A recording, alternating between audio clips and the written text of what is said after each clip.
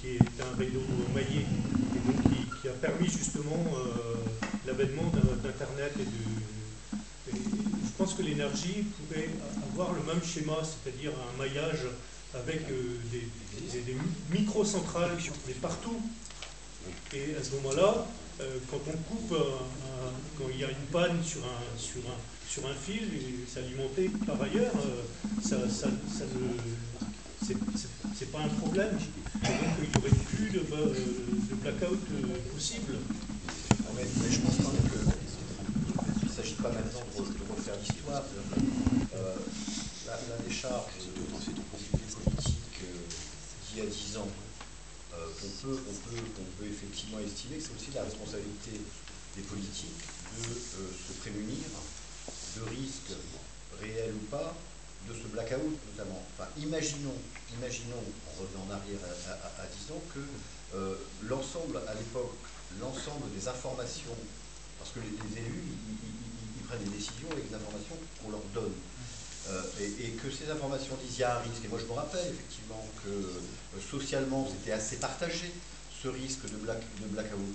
Bon, mais on s'en fout aujourd'hui, la question n'est plus là. Aujourd'hui on a le recul, on a 10 ans après pour dire que ce risque-là il a été contraint par de nouvelles pratiques. Donc c'est aujourd'hui qu'il faut poser le problème. Et ce qui est absurde, je le redis, c'est de rester figé pour des raisons industrielles et technocratiques sur des choses qui datent d'il y a 10 ans et qu'on ne peut pas fichu de trouver l'endroit où on peut réactualiser ces éléments-là et ces besoins-là. C'est quand même énorme.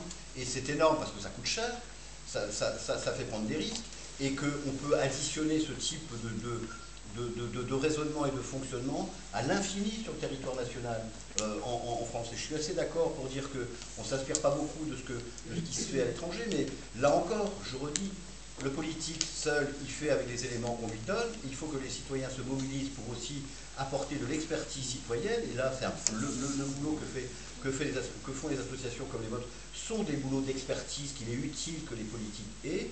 Mais une fois que l'on a dit ça, il faut aussi que la vigilance citoyenne elle soit permanente. Parce que je pense effectivement que les hommes politiques font avec des éléments qu'on a. Et on connaît la force des lobbies industriels pour faire passer un certain nombre de leurs intérêts financiers. Donc il faut que ça soit contrebalancé avec effectivement un socle citoyen qui porte des candidats à Paris en l'occurrence concernant les législatives, mais c'est vrai aussi à la région, avec un mandat et cette expertise citoyenne qui fait défaut aujourd'hui. Bonsoir, je voudrais justement appuyer ce que vous venez de dire. Quand on lit donc le résultat donc qui a été émis par l'Union européenne, donc datant du 15 mai, et juste l'avant-dernière phrase, je vais juste la reprendre, et il y a un écho en fait dans tout ce que vous voulez dire ce soir. Je reprends très rapidement. Elle a souligné qu'un appel d'offres relatif à de nouvelles capacités pouvait constituer une mesure ponctuelle, appropriée, susceptible d'encourager les investissements dans une région spécifique. Donc là, moi j'entends j'entends les CCI qui disent que ça serait bien de mettre sur perfusion, et puis ça pourrait peut-être donner l'occasion à certaines entreprises de venir en Bretagne. Mais ça veut dire quoi? Ça veut dire que c'est quoi? C'est de l'intox? C'est un coup de poker. J'espère, c'est là où, parce que bon, moi je connais bien mon territoire, je suis né, et puis voilà, je ici toujours, et donc je discute beaucoup avec les gens, mais les gens lisent beaucoup les journaux, et j'espère arrivent à avoir très souvent des articles en page Bretagne.